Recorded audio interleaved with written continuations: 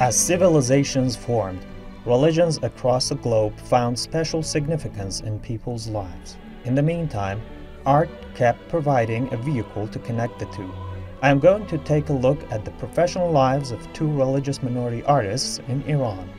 Persian Armenians have been living in Iran for millennia and are the country's biggest Christian minority. They mostly live in Tabriz, Tehran, Salmas, and Isfahan's Jolfa. Armenians were influential in the modernization of Iran during the 19th and 20th centuries. Many Armenians have gained fame in Iran as businessmen, musicians, or actors, and the majority of Iranians know Armenians for being people of work ethic, craftsmanship, and arts. In Iran, there are around 450 Armenian and 150 Assyrian churches. 200 of them are in operational conditions, while around 150 are used regularly for religious services.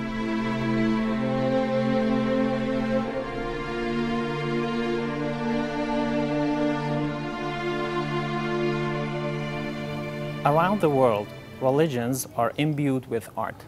One of the art forms most readily associated with religion is architecture. Religious places are wellsprings of the art of architecture. Today, I'm visiting an old church in downtown Tehran to meet an outstanding Armenian architect.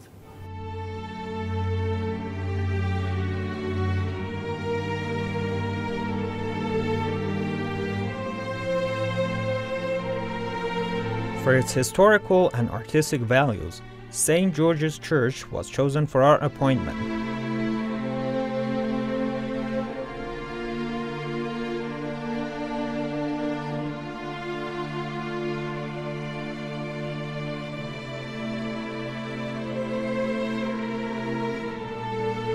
Shirley Avedian is the architect who offered her virtuosity to restore the building. کلیسا در واقع مشکلات خیلی خاص مرمتی نیاز داشت، وضعیت بسیار اضطراری داشت، رطوبت بسیار زیادی از کف کلیسا، از در واقع منزل مسکونی که در پشت کلیسا و همچنین خانه سالمندان بود، رطوبت بسیار زیادی به در واقع کل کلیسا رخنه کرده بود و با گروهی که از طرف شورای خلیفه‌گری ارامنه تهران در واقع مسئولیت این کار رو به عهده گرفتیم و بنده به عنوان در واقع معمار اصلی پروژه در نظر گرفته شدن و در طی تقریباً 8-9 ماه کلیسا کاملاً مرمت کردید. St. George's Church used to be a chapel from 1790 to 1795. In 1812, it was expanded into a church to meet the demands of the growing population of Armenians in the neighborhood. In 1925, it was once more extended by the annexation of an adjacent school building to be used as a nursing home, which remains operational today.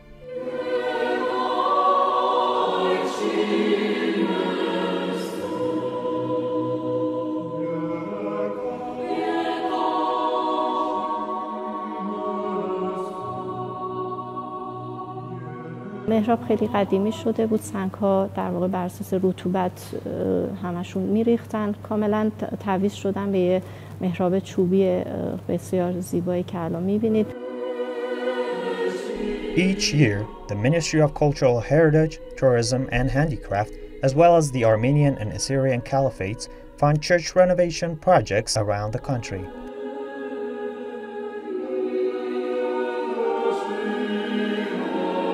سنگ‌های قبوری داشتیم که روی در و دیوارها و ستون‌ها در واقع جایگذاری شده بودن. بر اساس رطوبت زیادی که تو دیوارها رخنه کرده بود، این سنگ‌ها می‌افتادن، می‌شکستن و تخریب می‌شدن. سنگ‌ها رو جابجا کردیم به یه منطقه امن‌تر، در واقع زیر سقف گذاشتیم که در واقع حفاظت و نگهداریش راحت‌تر باشه.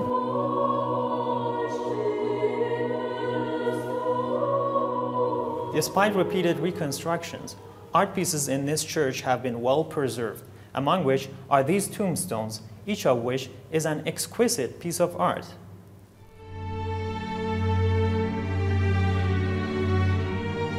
Avedian's art is not limited to physically renovating churches.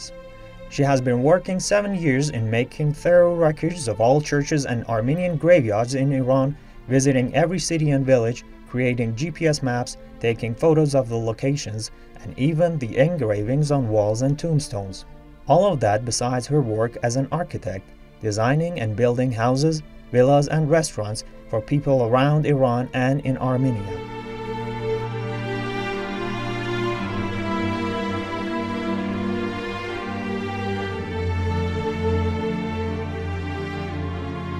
My next Armenian artist on list works in the field of drama.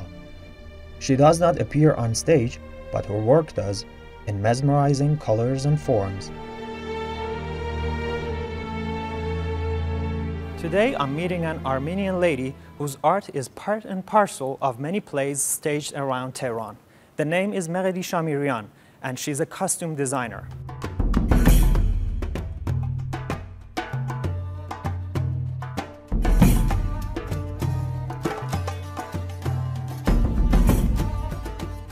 من از سال 85 وارد پشت صحنه تئاتر شدم. اون موقع سال آخر دانشگاه بودم که در واقع با دستیاری استادم دکتر زینعلیان وارد در واقع پشت صحنه شدم و از اون موقع تا به الان 13 سال میگذره که دارم این کار رو انجام میدم.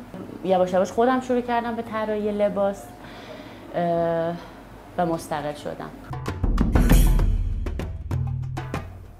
The presence of the Armenians in Iran's dramatic art scene goes back to the 1870s when they staged several plays in the cities of Tabriz, Tehran, Jolfa, and Rasht. And since then, they have been actively present both on stage and in the backstage.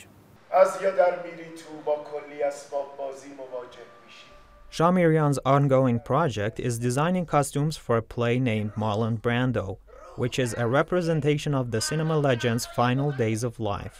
این کار یکی از جزو سخت‌ترین کارهایی بوده که من انجامش دادم به لحاظ اینکه واقعا پرکار بوده و اینکه همه جور تکنیکی ما توی لباسای این کار داشتیم، از چاپ پارچه، طراحی پارچه گرفته، ساخت کلاه‌ها،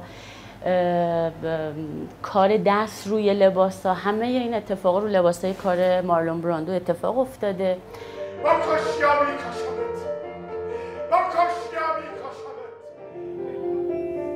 Shamirian started designing these costumes months in advance when she held several meetings with the playwright and director in order to familiarize herself with the inner worlds of the characters and be able to reflect them as best as possible.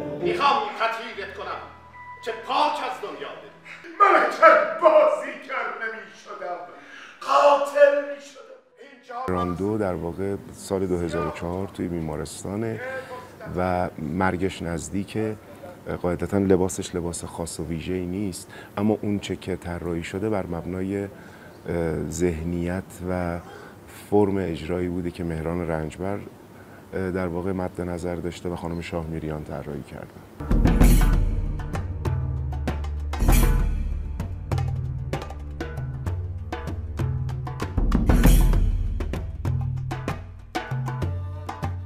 شما طراحی صحنه خیلی بزرگی نداریم، کاملا صحنه مینیماله و در واقع این لباس ها و به همراه تاج و کفش و همه این در واقع اکسسوارهایی که به همراه بازیگر هست، همه در واقع تصویرهای خیلی پر و رنگی و زیبایی رو صحنه میسازن.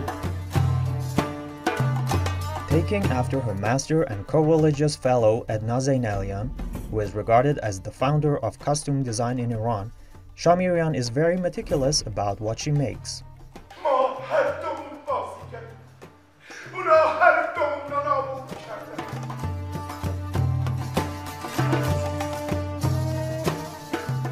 Attention to details, fine-tuning, and creativeness are integral to Shamirian's craft.